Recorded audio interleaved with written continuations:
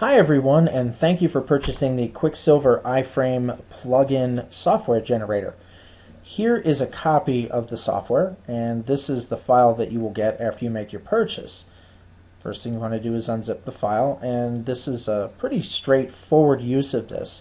I've also put the directions here, which explain exactly what we're about to do here, but that way they're there if you ever need reference to them. The nice thing about this software is there's a couple of different ways that you can install it.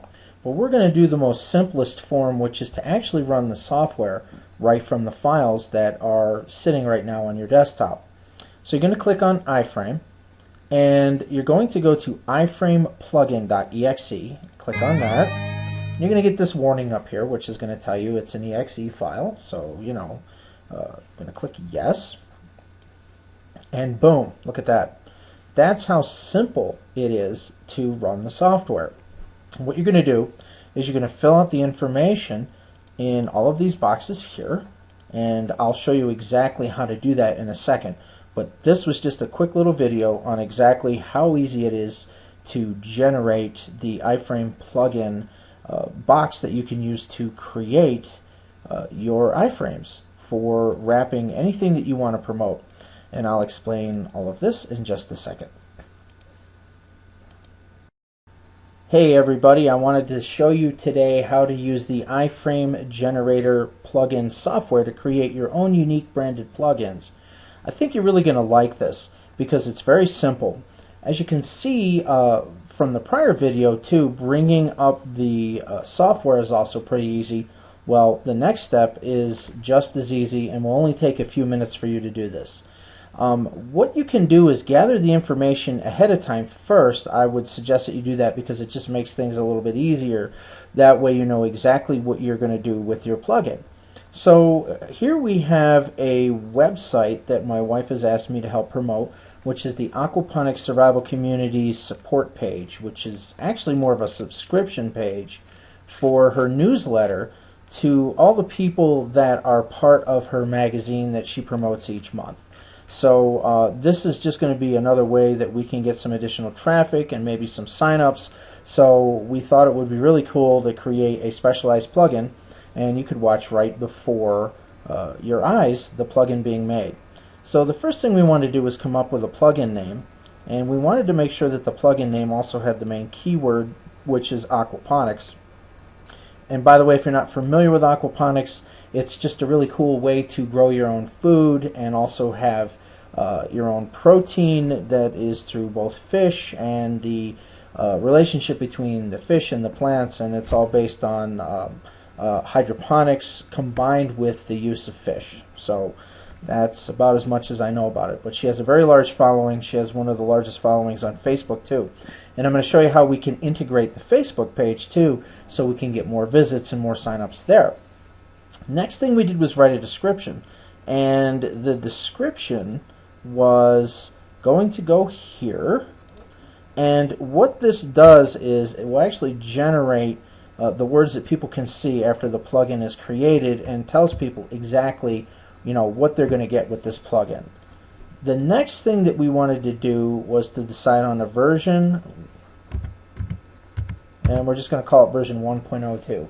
Obviously you can call it anything you want, especially if you make multiple plugins. It can be very useful. You can have 1.03, 1.04, 2.0. I'm sure that you're aware of that. Next, I'm going to add my wife's name here, and if it will go there. Alright, I'm going to give me a problem here. I love cut and paste, but sometimes it doesn't cooperate. The next thing that we're going to do is for the URI, which is like a resource area. This particular section here, you can put pretty much any information about the plugin, and usually it's more technical in nature, but because we're using this to generate leads, in this particular case we're going to add her Facebook community, which has over 11,000 people, which is a lot in this particular kind of niche. So we'll probably get more once we start promoting this. And then the author's URL, again, we're going to use the subscription page And that is the first part of the plugin information. Now we're going to go to the iframes. You actually can create two iframes, one over the other. The iframe 1 will appear atop iframe 2, and you can determine the general size. The reason why we added a second iframe was we thought it would be nice that you could either have maybe even an ad if you wanted to place an ad at the top or an ad at the bottom, in addition to the content that you wanted to have appear here.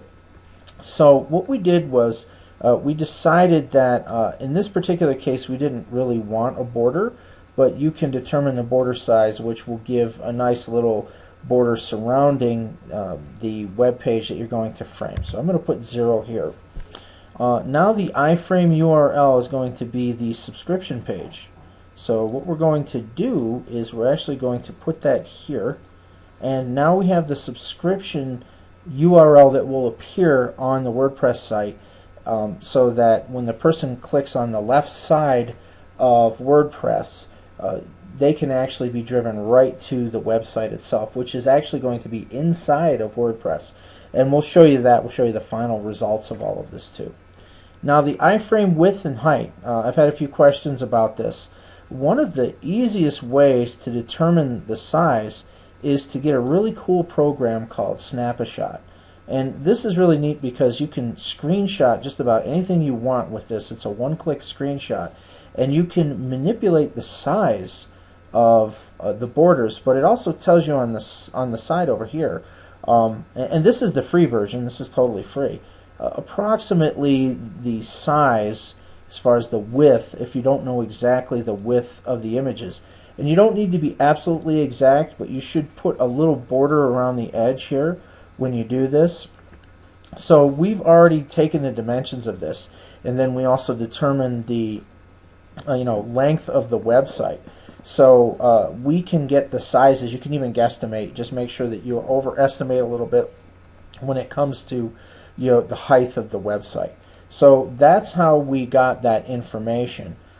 And now what we're going to do is the iframe width is going to be 992, and the height is going to be 6,000, which is a little bit higher than it should be, but that works. I only want the one frame so that the website is framed. Now I could put another one in at the bottom, and that could be anything. It could be an advertisement for a product or service.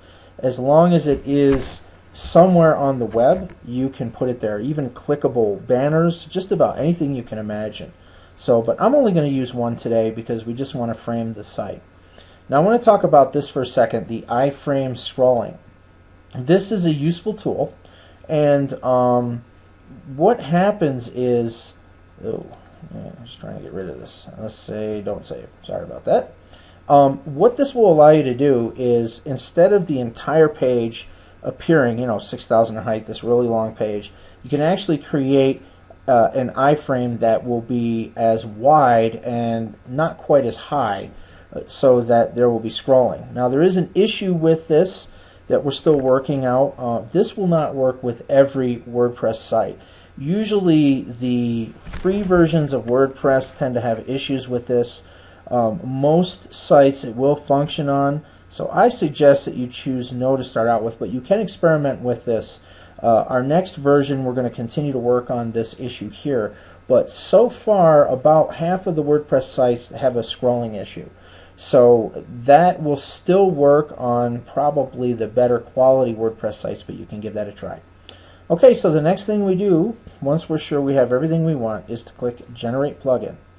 And then we're going to save it. I'm going to save it to the desktop, and you see that it automatically saves the name. Click Save, and you'll get this kind of write-up information here, and you can click OK. Sometimes you won't get this, sometimes you will. But what happens is you actually have all of your files here, and all you have to do is rezip this file if you have that warning. Occasionally we get that, and that's still something that we're working on. So if you want to rezip the file, you can simply add that to an existing zip file, or we can call it what it is now, which is the Aquaponics newsletter subscription plugin. And I'm going to click Add, and it puts all the files in there, and it's done, and that simple. That is how simple it is to do this. And we actually had an issue.